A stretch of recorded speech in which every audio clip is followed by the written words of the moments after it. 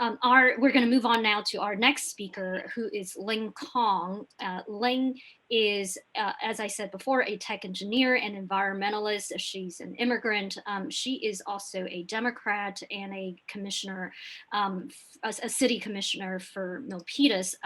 I'd also like to mention that in this campaign, one of the most wonderful things that we've seen is that some of our most active supporters have been liberal Democrats, and they've been extremely outspoken about why liberal Democrats should oppose Prop 16 because it violates so many of the values that they hold dear. And we've also seen the other side spread lies about us. And one of the biggest lies they've spread about us is that we are some sort of organization affiliated with Trump. And what we've seen from our supporters is that we are a coalition that's made up of Republicans, independents, Democrats, people of all colors, all races. And so I think Ling is one of the greatest examples of that. So I'll give the floor to her and ask her to make some comments. Ling, please go ahead. Thank you, Ying. I'm really proud to be part of the No on 16 campaign because I think we represent a very diverse coalition across race, gender, ethnicity, national origin, and political ideology. I mean, we are all here because we believe in the cause of protecting equal opportunity and equal treatment under the law. And I certainly don't think that any of us are the neo-Nazi marchers that, they feature on the Yes on 16 ads. I mean, that was really insulting. Personally, for me, I'm a Democrat, a lifelong Democrat, and I've always advocated for social and environmental justice. And I do believe that the verbiage of Prop 209 Civil Rights Clause in our Constitution today truly reflects our highest ideal, which is, equal treatment without regards to race, gender, color, ethnicity, and national origin. So you have seen in the last 30 years that clause has really propelled our public institutions to enact fairer processes. California is the number one in the country for diversity, it's social mobility, gender equality, and the largest economy. I mean, this itself shows that Prop 209 works and it does not hinder progress.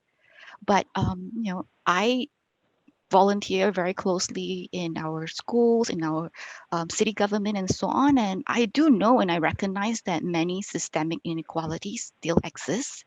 But what we need is equitable reforms at the root of the problem.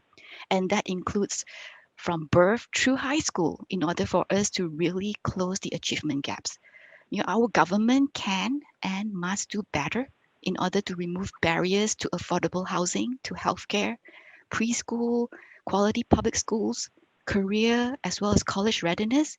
But they can do it without discriminating against any groups and individuals. And that's why I'm having so much difficulty accepting the fact that Democratic Party today has put forth a very racist and divisive proposition.